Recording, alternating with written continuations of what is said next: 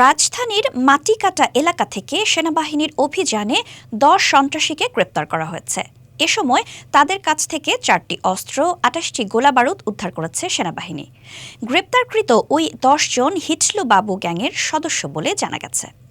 গণমাধ্যমে প্রেরিত এক বিজ্ঞপ্তিতে জানানো হয়, রাত ২টা থেকে সেনাবাহিনীর ৮৬ স্বতন্ত্র সিগন্যাল ব্রিগেডের ভাসানটেক সেনা ক্যাম্প থেকে বিশেষ অভিযান পরিচালিত হয়।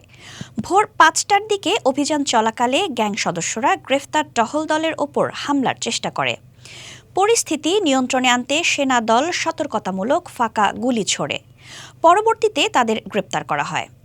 এ সময় তাদের কাছে থাকা অস্ত্র ও গোলাবারুদ জব্দ করা হয়। সন্ত্রাসীদের গ্রেপ্তারে এই অভিযান চলমান থাকবে বলে জানা গেছে।